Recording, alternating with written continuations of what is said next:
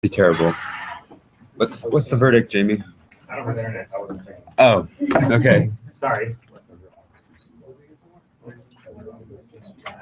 I tweeted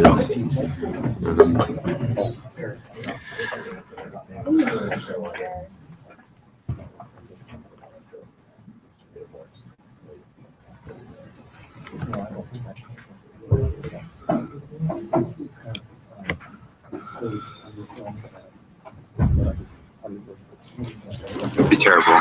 All right. What's the verdict, Jamie? All right. Yeah, there's a bit of a backup. Sorry. All right. Let me tweet it. All right. So I'll take that page off actually, because that's distracting. All right. So is Cormac going to be able to ask questions? Yeah. Okay. And you've checked that he can hear us and is there? I'll make sure that he's there.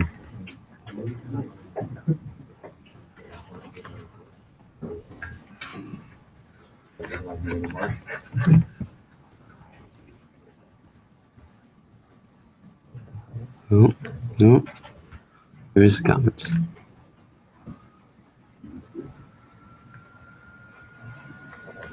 Okay. Cormac is here.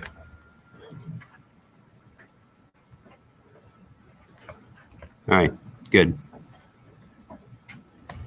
Yeah, I think the projector isn't showing the whole slide either.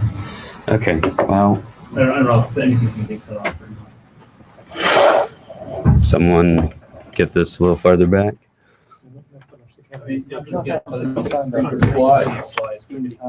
Ah, right, maybe. Slide. Ah, dear.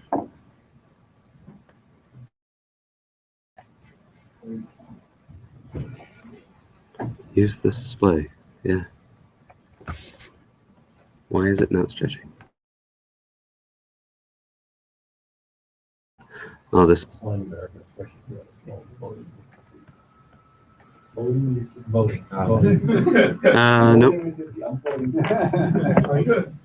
Okay. Just rerun and it'll get the resolution right. Okay. All right. Well, we're here for Ian Johnson's thesis defense. I think most of you know the drill, but if you don't, Ian's going to talk for a while. Then you have the opportunity to ask him questions. Then we're going to kick you out, and his committee's going to ask him some more questions. And then we'll move on from there. Okay. Thanks, Ian. Right. So I'm going to start off just saying that static analysis is pretty wonderful. It allows us to understand our code better than just reading the code by following value flow through programs, follow what's being evaluated when, and we can do some type inference to see what our programs should be working on. It allows us to harden our code further. We can verify that our programs will never crash with powerful enough analyses. We can verify that the software contracts that we write for our programs hold, and we can find if there's any leakage of sensitive information using information flow security analyses. Finally, there's some concurrency problems that you can help debug by analyzing for data races. And then finally, we have the ability to improve our code by, if we verify, say, that contracts are satisfied, that we don't have to enforce them at runtime.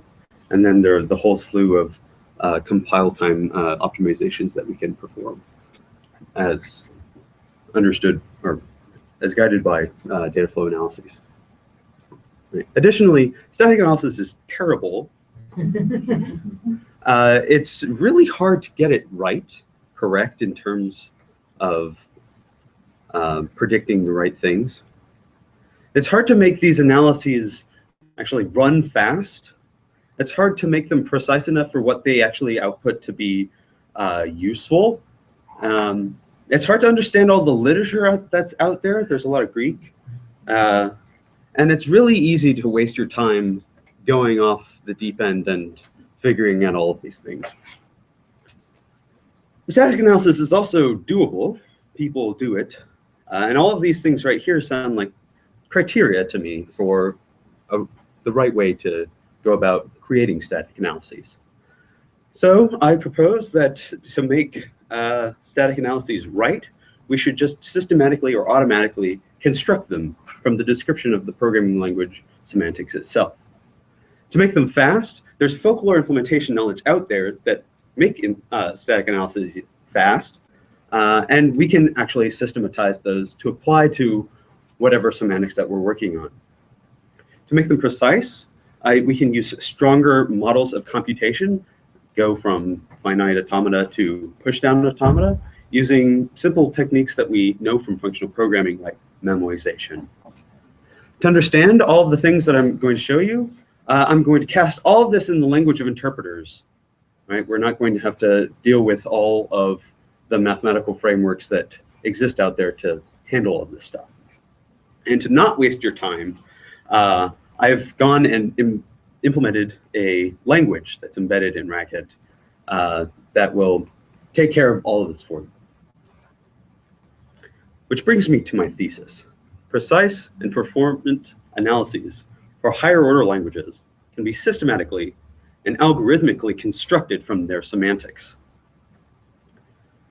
To show that I've systematically and algorithmically, that these are systematically and algorithmically constructible, I built and proved correct several different systems that I systematically constructed or algorithmically constructed. And then in terms of precise and performant, I went and evaluated the precision of these analyses and their performance against themselves and others. Okay. The rest of the talk, I'm going to give a little bit of background on the technique that I've built off, which is called abstracting abstract machines. Go into how I build that into a more precise framework using the memoization technique. I'll talk a little bit about how I make it more performant. And then I'm going to talk about the language that I created to automate all of this. Now I'll finish off with related work and my conclusion. Now I want to get back to this and point at this word right here, semantics. What is semantics? Well, the heart of it is the meaning of programs, but we want something that's like an interpreter that we can run. So I'm going to say that's the intentional meaning of programs. How do programs do what they do? And I'm going to use the framework of abstract machines, which people in IPPL have seen before with this lovely little book. And I chose abstract machines because they're reasonably efficient to just take the mathematical description and turn it into code and run. They're approachable. People have been able to write interpreters that look like abstract machines. There's a whole slew of interpreted languages out there, and you might have heard of. And they are easily abstracted to give us our static analyses. So these abstract machines are also abstractable. So we have abstract machines, which is the paper that I'm building off, abstracting abstract machines, which is a systematic approach of taking a programming language semantics, turning a crank, and getting an output analysis. The analysis itself can be for something like Dalvik or JavaScript. Analysis will take a program and output a report of what are possible states that this program could be in. Okay. So, I have a question. Yes. Now,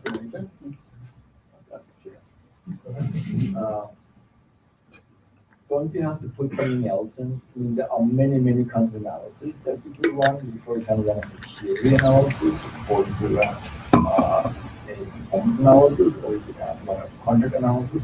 Yes. So to me, it sounds like you need to put something else into the input, the read grinder, to get out a particular analysis. Where does this input come from? Most definitely. So I'll get to it at the very close to the end of my talk. But primarily, the language structure is what we're going to be working with here. And the specific analyses are more to deal with things like base values that are common amongst all languages, and you can provide those as external things to the semantics that we get out.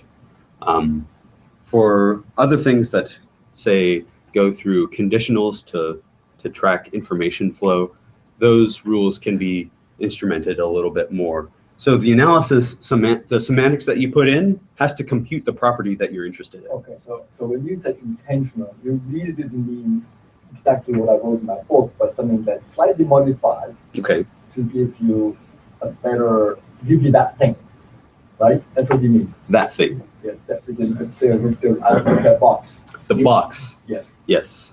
Okay, good. You mean, now I understand what you mean by intentional. Well, because that means when it says non-standard semantics. Sure.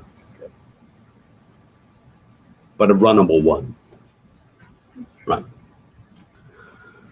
So the primary problem that an analysis is running up against is that reachability of bad states or reachability of any state in a concrete semantics is undecidable.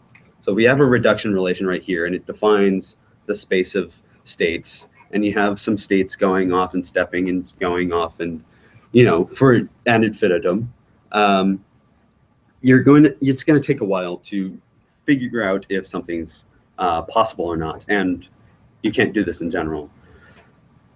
So what analysis does is it takes this infinite space and it crushes it down into something that you can actually deal with, but at the same time, the state space that it denotes becomes larger. So you can have things that are true positives. You can determine that a state is actually going to be reached. You can have false positives that are in this space that is outside the real space of states.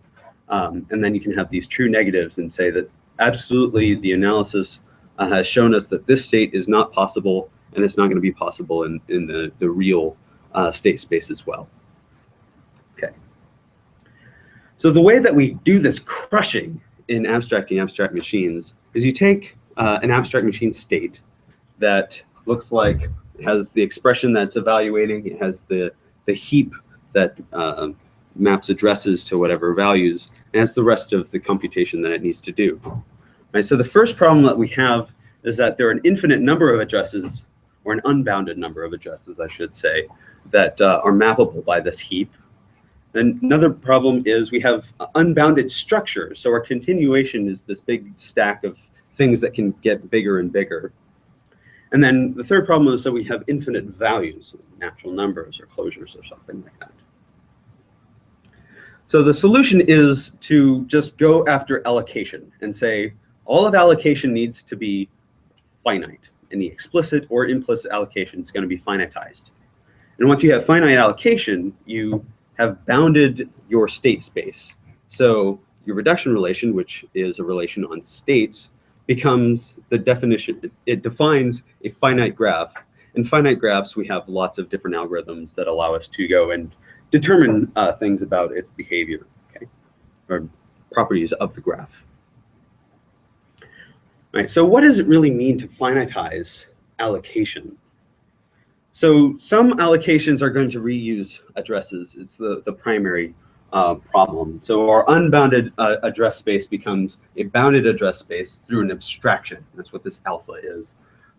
In this case, A0 is just going to get an A0 hat, and A1 through AN, however many there are going to be abstracted A hat 1, just for example. And if we have some usage of an address that we need to create a new address and use, but it's reused, the old usage is not going to die. It has to stay around. So if we have our heap that's mapping the abstraction of a concrete address A1 to a value V1, and we have an abstraction of the concrete address A2 and it's mapping to V2, well, through alpha, we have that both of those addresses are A hat 1.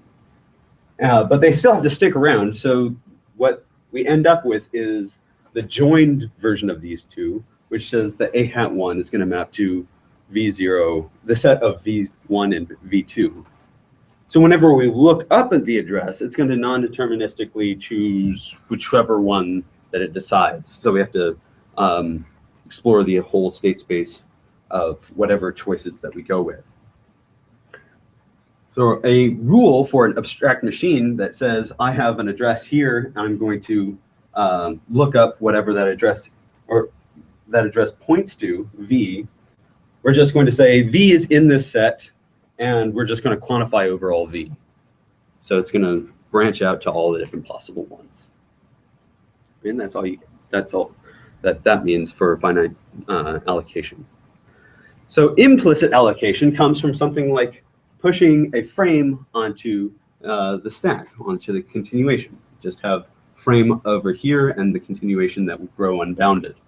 So the cont position here is the problematic one. There are going to be a bounded number of frames from the finite allocation. And the way that we take care of that is just say, okay, well, that position's problematic. Let's just create an address, and with addresses are finite. So we're going to put this continuation in that address, and then our new continuation is just the frame constant to the address. And that's all you have to do. So if you want to analyze the lambda calculus, that's all the code that you need to have. And really, this part is general. You don't have to write this more than once. And then for your language-specific stuff, you just have your syntax and then how it runs. If it's on a slide, you don't have to read it right now, but if it's on a slide. Right, so abstracting abstract machines is enough to define a higher order monotone framework. The monotone framework is used for doing compiler optimizations. It's been used for a long time. It can reconstruct Olin's dissertation. It can justify lightweight closure conversion, which is what Mitch worked on with one of his students.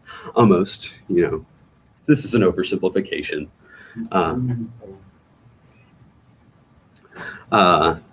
Not only is it an oversimplification, if you try to just take the math and implement it, it's going to be slow. So there are some drawbacks to abstracting abstract machines. If you have a finite model, that means that your computational model that you're working with is a non-deterministic finite automaton. It's not that powerful. It could be powerful. If we want to model like call and return relationships, it's going to be approximated in a non-deterministic finite machine or automaton. So what do we do to get a push-down automaton so we can get a push-pop that's not approximate? Well, the takeaway from AAM is that generally we want to finitize structure, but the stack is something special that we can do something like memwise to get ourselves to. Which brings me to the precise part of my talk. All right, let's start with an example of a program. Say a function that takes some JSON, produces some HTML. Because we're good higher order programmers, we're going to wrap it in a contract. So if we get some JSON, we're going to check that it's good first. If it's not, we're going to blame the user of our function for giving us bad input. We're going to run our function on the JSON to get a result. And we're going to check if it's a good result. It's good HTML. Yeah? All right, give that value. If it's not, then the function did it wrong, and we blame the function. And then we're going to use this function.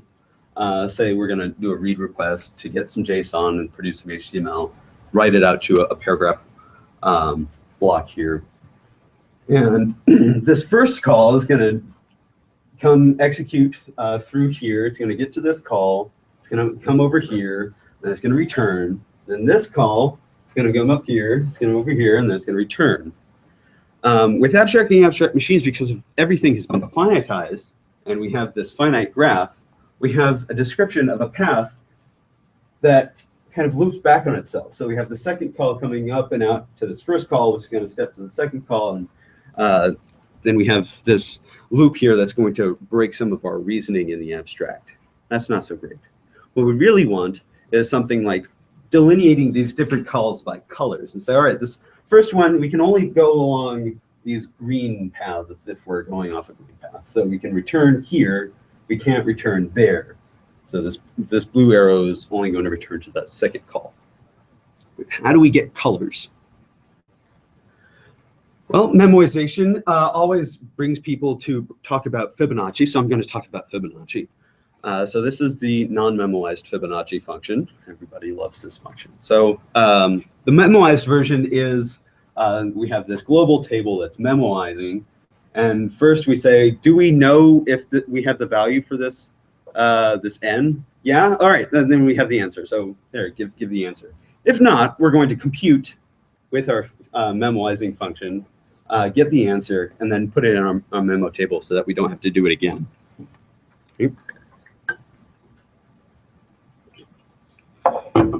Okay. So if we look at this code, we first have an insight that the callers of Fibonacci don't matter to updating the memo table. It's just the function itself that will manage the memo table. The second insight is that only the n input to the function is relevant. Nothing else in the state of the machine is relevant to computing Fibonacci. And if we have a stateful function that's not Fibonacci, the store becomes relevant to the computation of that function. So not only do we take the input, we also take the store and say, all right, this is the key to our memo table. We look at the execution that comes up and calls off to another function. We're going to pop back in. I'm going to use the visualization here that looks kind of stack-like. We're going to package up all of the state that we say is relevant to executing this function. We're going to run it saying, all right, once you're done, you're going to say, all right, I have a value that needs to be stored at a key that's colored green. And then we come along with another context that has the same state here. We don't have to actually call this function again. We can skip all the way to the end because we memoized the idea of memoization. So we come back to this, this example. Our green arrow here is going to store in a context saying, all right, we're going to come back to this box when we're done. And once we get to a value, we're going to store the value in our memo table for that green circle. The same thing happens for this next call. And because these are two different colors, we have two different return points. So whenever we get here, we look up where we should return, and it's going to be those single places. Don't worry, I'm going to go through this again. So the idea of relevance is that you package up all of the state that's relevant to computing. It's extendable to a whole machine state, but it's going to be parametric in all of the irrelevant parts. So if we combine our context saying that we're going to memoize with some other part of the state, that's going to step to the value that we're going to memoize with that other part of the state completely unchanged. That's the notion of relevance. And for people that are familiar with reduction semantics, this should be fairly familiar, that if an expression E evaluates to V, doesn't matter what context it's doing that computation in. You want to quantify what sigma-free?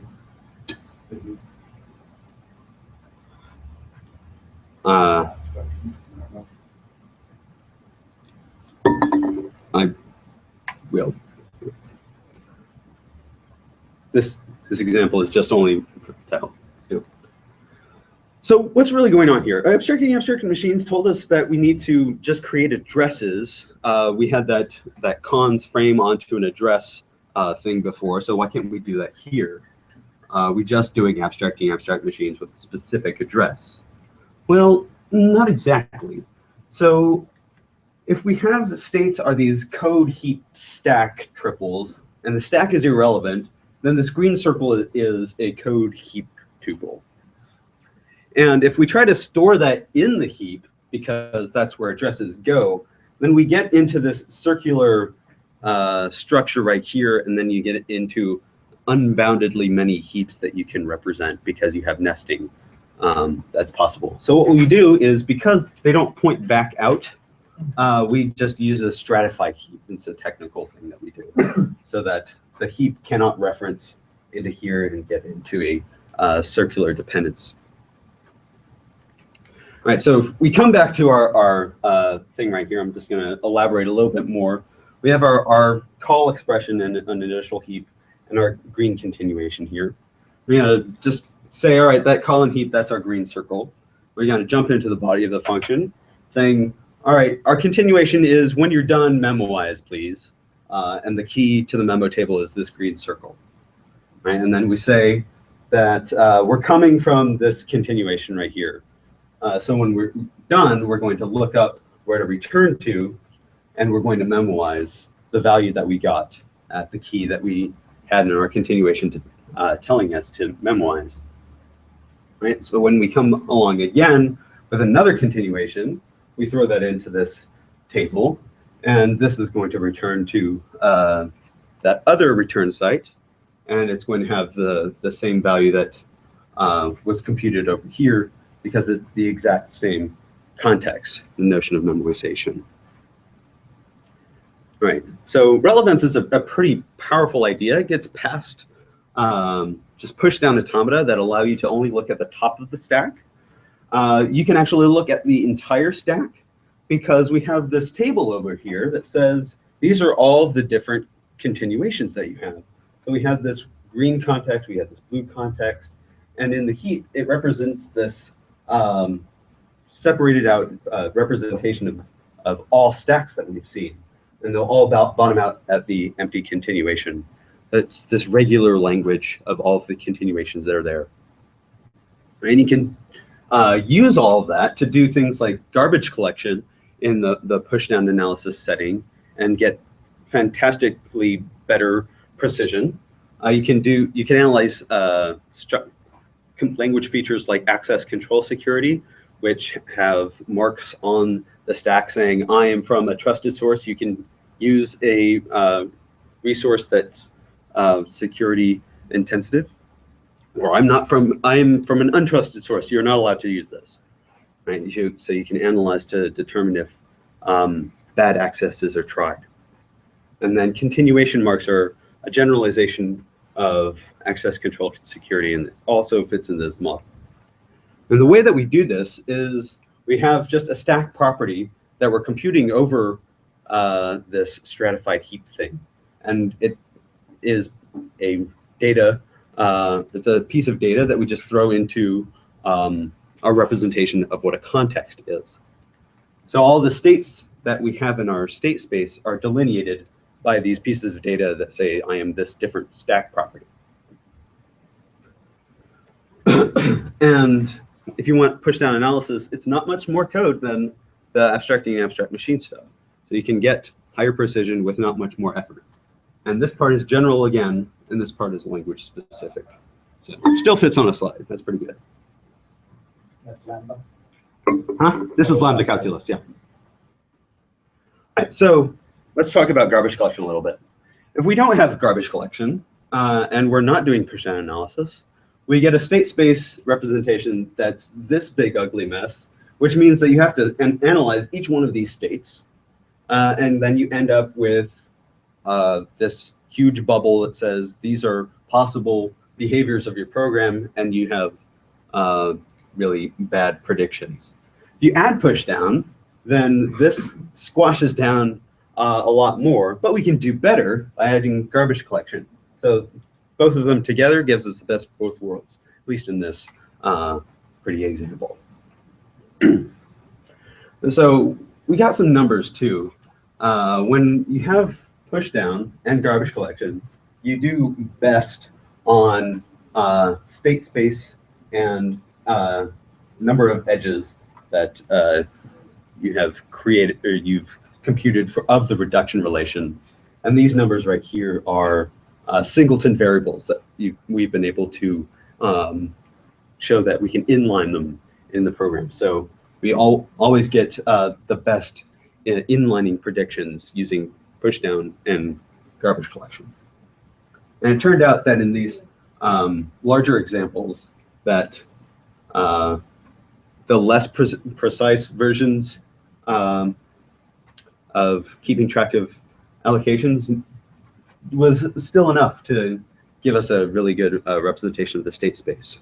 Did you run this on the record kernel, or is this something made up in the language? This is What is the program written in the analyzed? This is a small scheme language. This is work from my co-authors that use the same theoretical framework. All right, so that demonstrates the precise and performant part of systematically constructing analyses, because we got some pretty good runtime numbers there.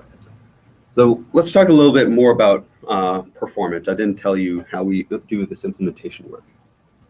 So there are quite a few different things that I did in this work. They're all pretty small, but they inch us toward better implementation. So these first few parts talk about representing less of the state space and keep the same precision, or very close to the same precision. And these last three techniques allow us to represent things better and explore the state space faster.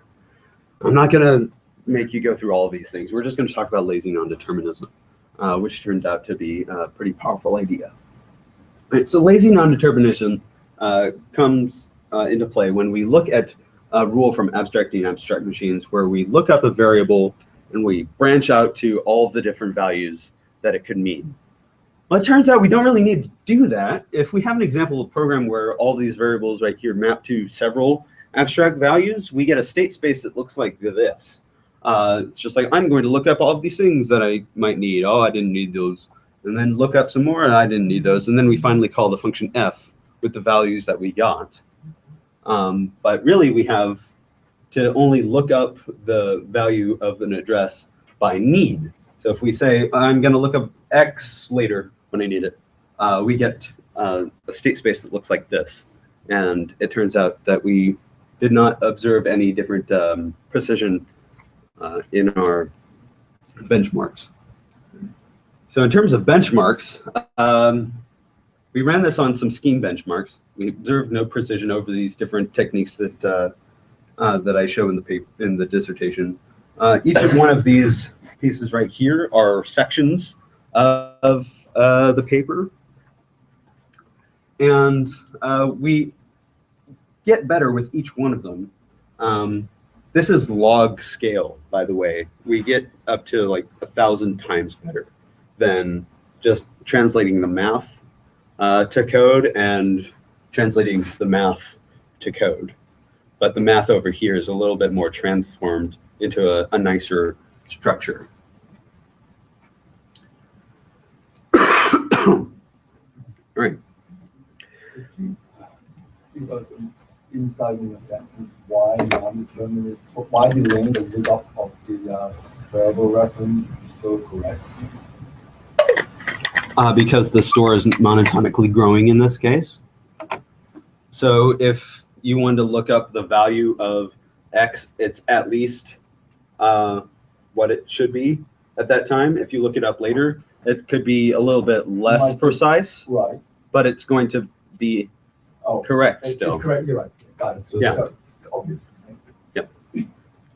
All right. So following all of these steps that I claim are pretty simple, we get into the same ballpark performance. I mean, it's like nosebleed seats, but same ballpark of something that I couldn't make heads or tails of staring at for a week. A hand optimized analyzer that had mutation absolutely everywhere across files. It was hard to wrap my head around, but we do pretty well. It's our numbers are within a factor of 5, and they're like milliseconds to seconds, so it's not too noticeable. All right, so there are some. Sorry, bringing this back to the thesis, it demonstrates the performance part of systematically constructing analyses. Okay, so there are some drawbacks to this work. You saw that there were like 7 things I put on the slide, and you have to do all of those by hand. You have to do all of them if you don't want to analyze all of them. But anyway, there are several steps that you have to apply to get to the end result of a performant analysis. It's not so great. So after all these transforms, the output semantics is less readable than the input, and because you're doing it by hand, you might have made a mistake and it's hard to spot that. So that brings me to my language, which, I mean, I went through all of this work, and it was necessary to teach me the lessons that I needed to create a language, to automate all of this static analysis stuff. So I was actually trying to solve a problem, not just create a language. And the problem was trying to verify temporal higher order contracts. What are those things? Well, first of all, they're higher order contracts where you contract functions that say, I'm going to take this thing that's contracted this way, I'm going to produce something that's contracted that way. If it ever finds a reason to blame people for taking or giving me a bad output, or giving me bad input, or producing bad output, or blame the correct party. But temporal contracts adds a notion on top of that of who is called when and with whom. So there's this the hard part of temporal contracts is not really the temporal part of it. I figured that part out in the document.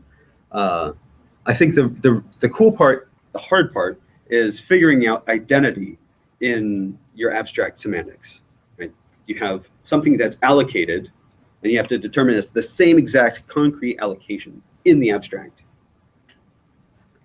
So an example temporal contract is the no smuggling property. It says I'm going to call a function f with g, and then I'm going to do things that is not returning from f. I'm going to return from f, and then if I call g, that's not allowed, right? So you're not allowed to call a function with a higher order or with a function value, and then after you return, call that function. It's like a capability that I gave you, and I'm revoking after you return. And that's what this temporal contract is saying. And really it's saying that the G here is passed to the F for the call that happens during execution. There's a lot of identity problems here. And the implementation will say, I allocated a contract wrapper at some address, and we're just going to compare those addresses for equality. It's kind of nasty in the abstract.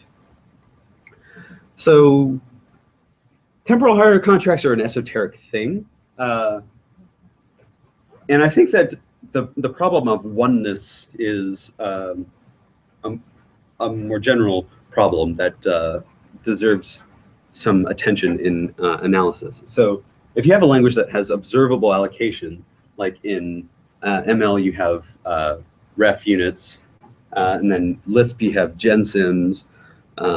In other languages you have malloc of 0 bytes, just whatever. You have observable allocations, and you need to know if things are exactly the same statically. So oneness, if this is one exact thing in the concrete, allows you to determine sameness.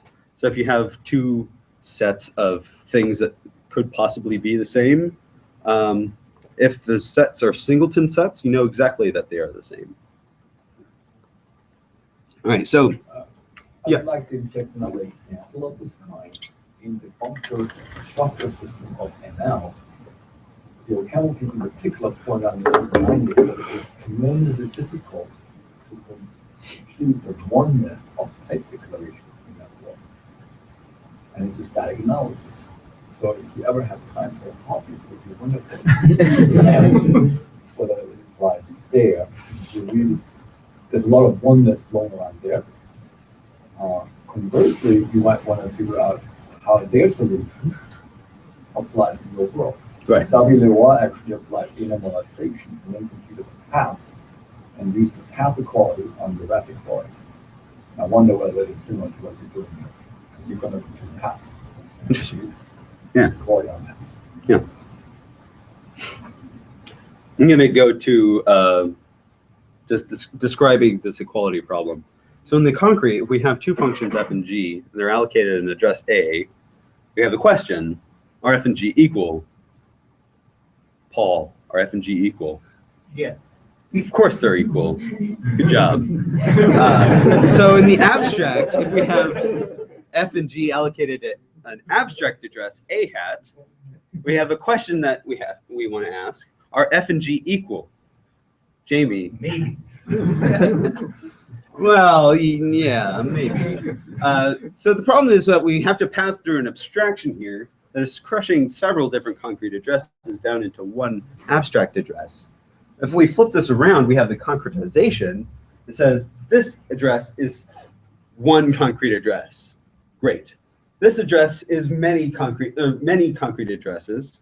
And so if we try to say this address is equal to itself, we have to take any one of these with another one of those, see if they're equal.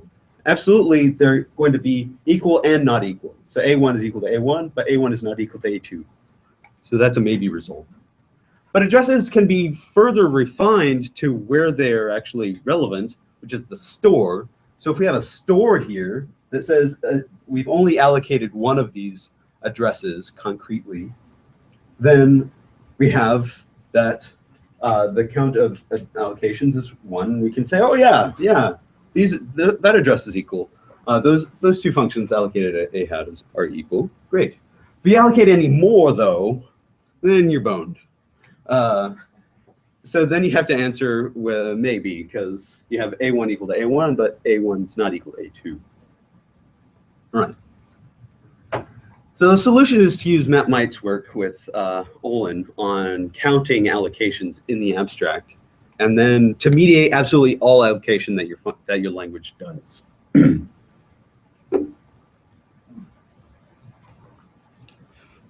Okay.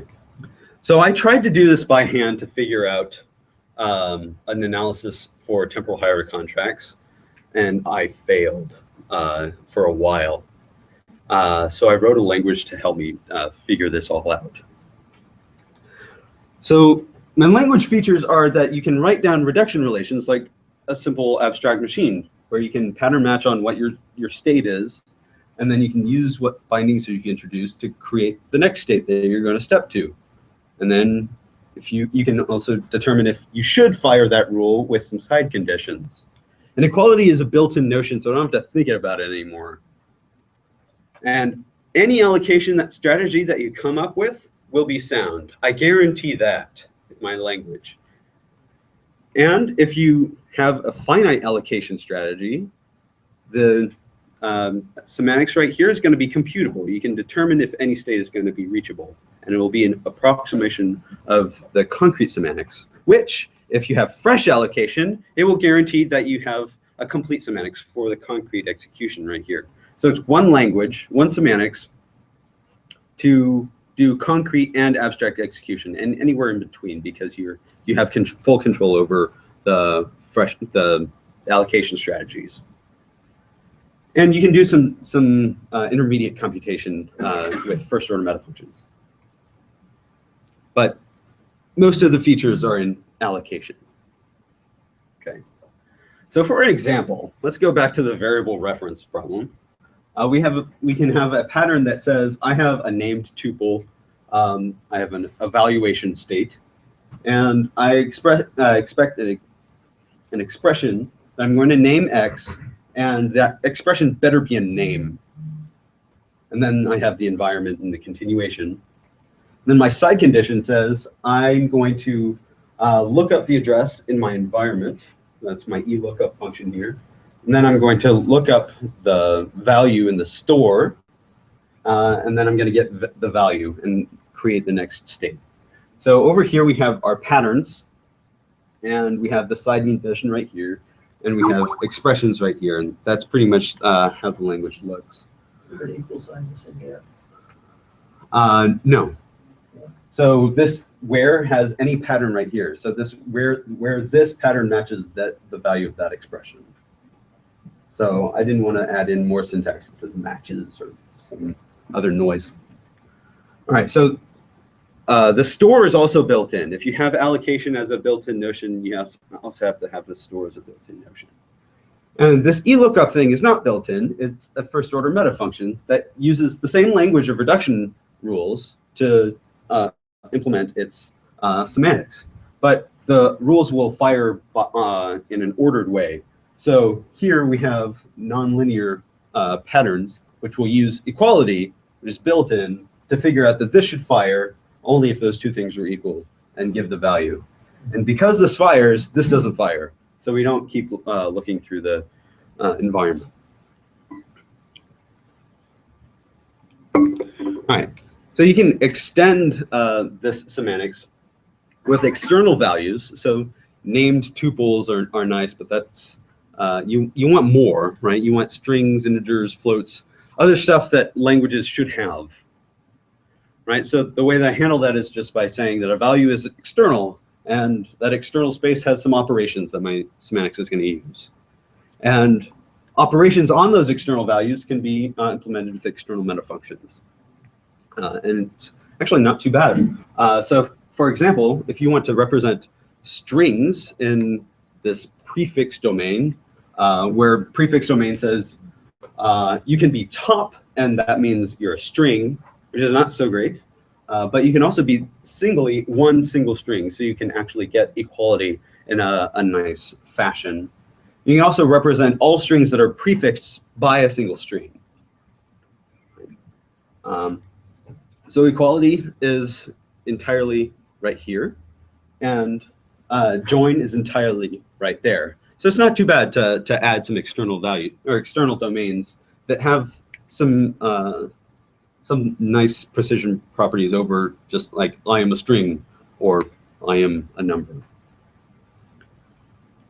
All right, so all you have to do to use this is to write your language as an abstract machine, give some finite allocation functions, and there you go. You have a computable approximation of your language. So that takes care of precise algorithmic constructions of analyses for higher languages. So there are some drawbacks to this language. Of course, there are drawbacks. The current implementation doesn't use any of the implementation techniques that I had done before. That's some future work. The external domains, yes, I have some commentators that allow you to have flat domains and power set domains and this prefix string thing, but that's about it. Can be extended. So creating allocation functions is the primary pain point. It's tedious.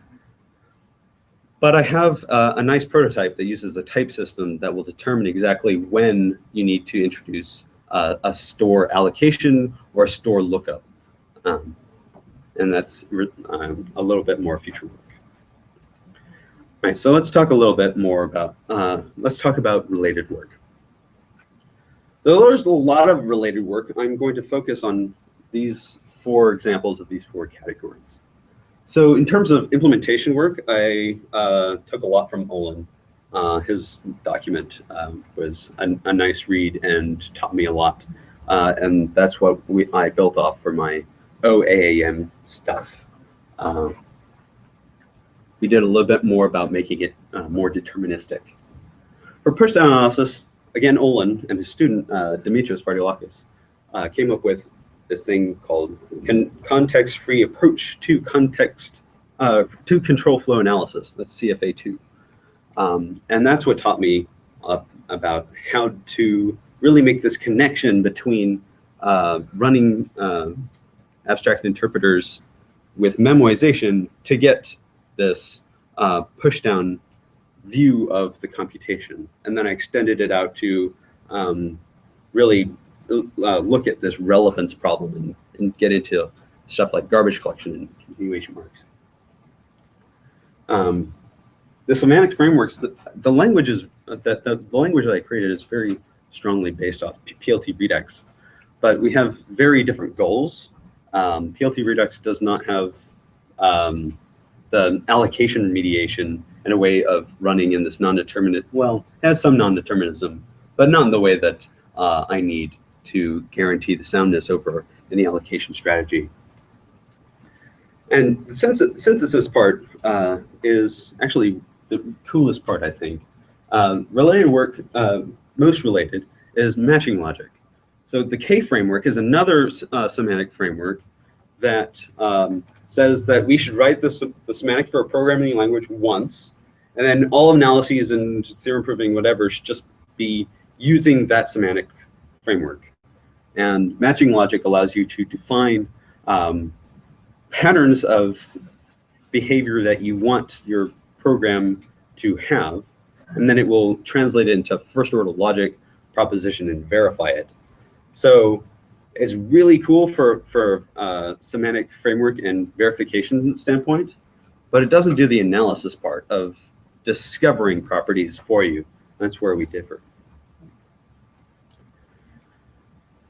So I'm going to conclude with these points right here, and I think I hope I've convinced you that to make program analyses correct, they should systematize the whole thing, and making it fast, systematizing that is a pretty good idea too. So you just do it once and not have to do it for all of your languages. Memoization is the way that we get pushed down approximations. I hope you understood this because I used interpreters. And the way to not waste your time is to use my language. I'm going to leave you with my thesis statement right here. Thanks.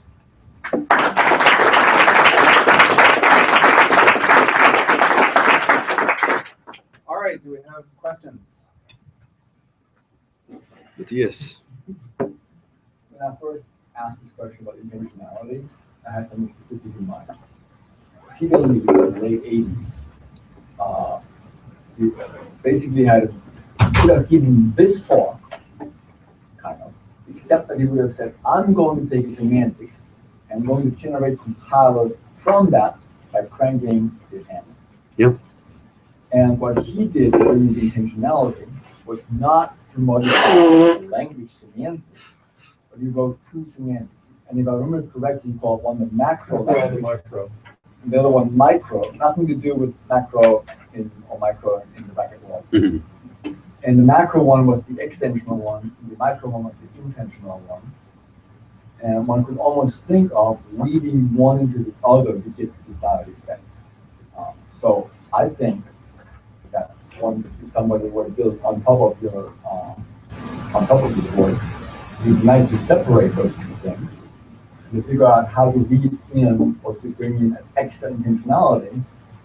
The algorithmic one different from the purpose-driven one through supplemental programs that are then woven into the semantics so that you have nicely separated concerns of these things. I would say that's a step backwards. There are three different concerns in your world.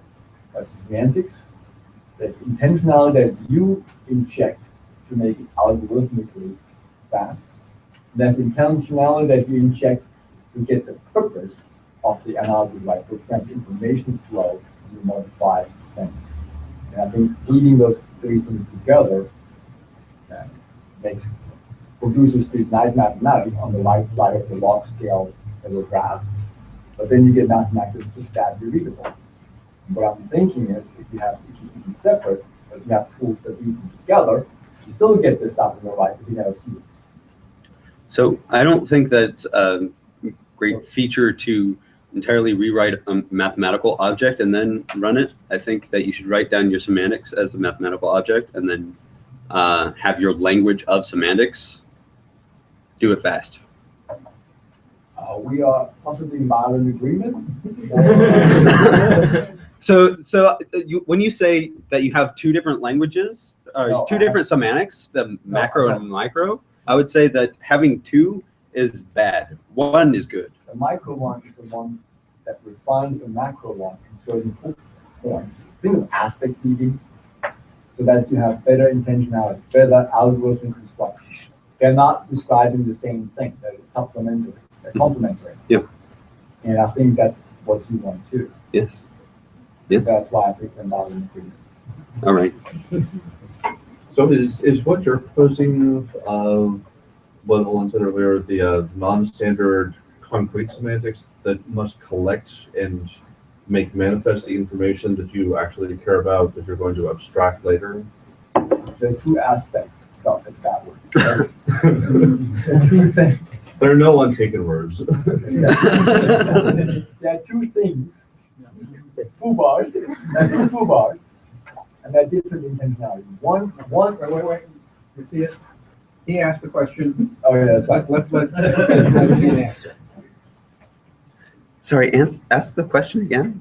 I thought you were asking him. So if I remember Olin's development of zero CFA correctly, you start with the lambda calculus, maybe CPS form, and that's fine. But in order to get to zero CFA or to KCFA, you need to extend it to another concrete semantics that collects the say addresses, where addresses are actually this. Yeah, the call string. Yes. So that's another semantics that makes this intention to later analyze calls and pass argument passing manifest in the semantics, so that you have kind of a handle to turn that into an analysis later on. And it's something that you would not necessarily want to represent if you were talking about the lambda calculus for some other purpose. Right. It's artifacts that is part of a concrete semantics that you just introduce for the purpose of abstracting it later on. Right. So you could think represent that's something what- like information flow in these external domains, and then use the external meta function to project out the information flow part, and then just go back to the regular semantics. So you talked about external values but can you do everything through external values, or do you need it to be woven more deeply into the language? So if you're using external values, you have to interact with them with external meta functions. And that's where the behavior comes from.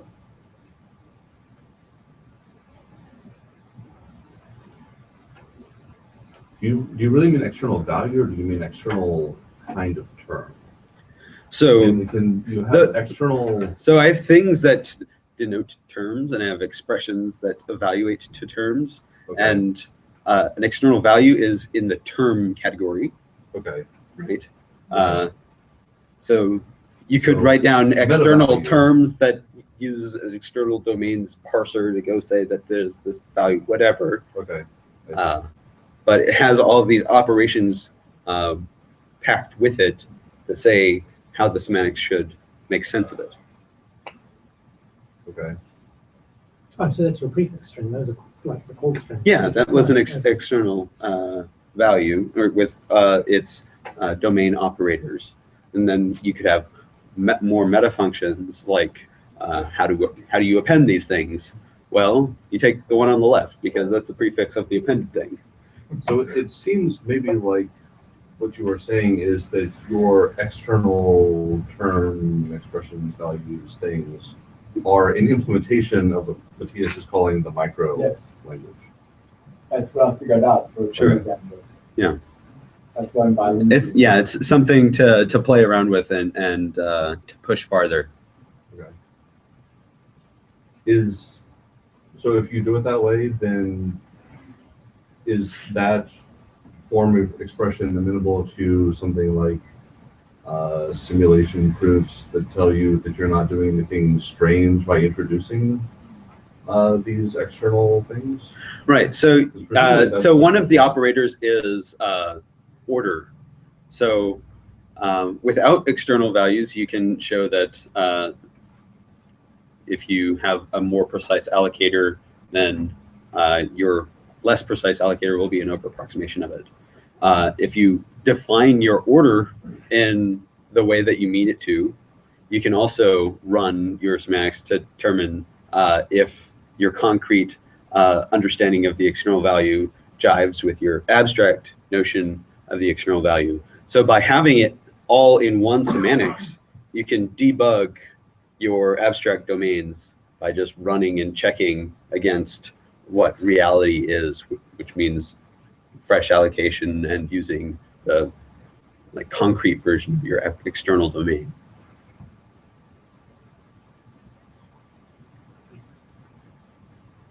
Other questions?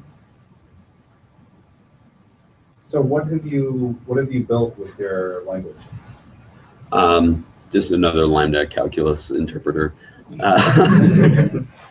So it didn't work out for the temporal construct. Oh, right. So I have the the type system part that I've been working on that just didn't make it into the full document, that can fully type the semantics of temporal hire contracts and find where the allocation points need to be abstracted.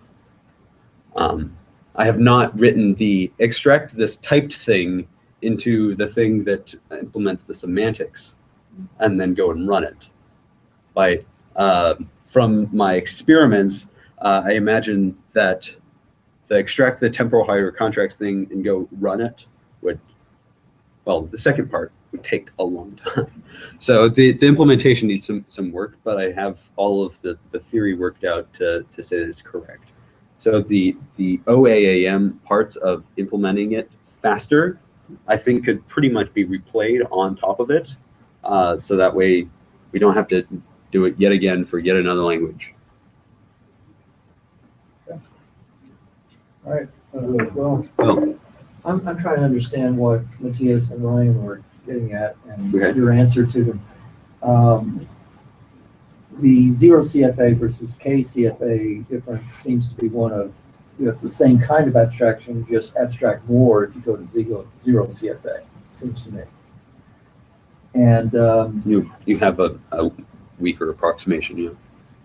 right, the greater the abstraction, the weaker the approximation. So then your reference to this external algebra, what you called external things, I think, but it's really an algebra, I believe. It seems to me that if you don't have that, then you're working with free algebra and trying to figure out which of these K contexts are equivalent. Of course, that means they're equivalent only if they're identical syntactically. But that's what I'm trying, that's my hypothesis from what you're saying. Is it true that these external things, these external rules, basically are giving you an external algebra that gives you more power for reasoning about this?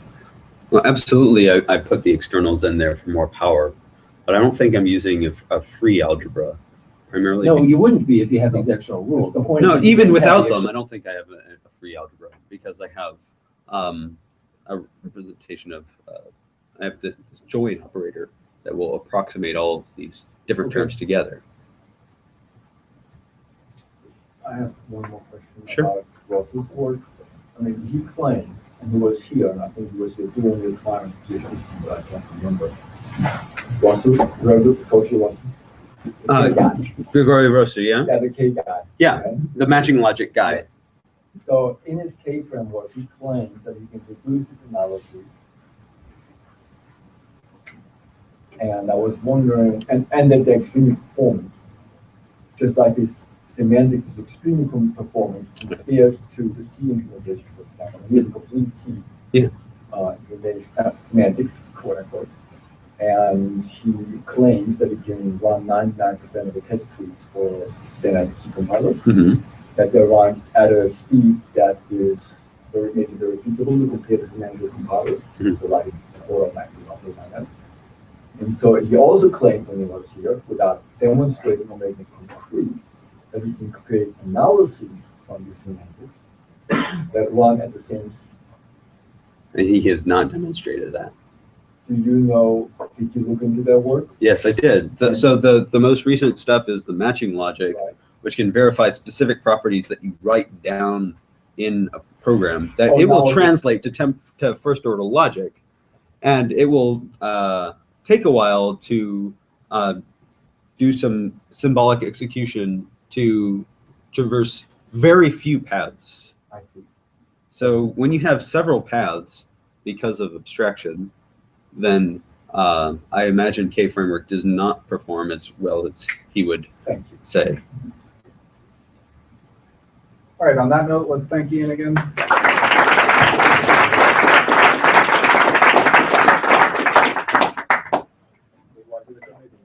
Thanks.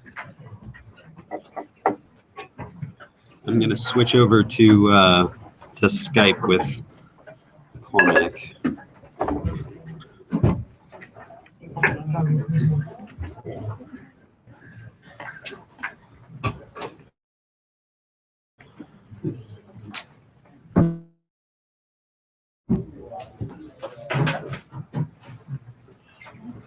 Thank you. Should I get the car now or should I wait till after? Wait.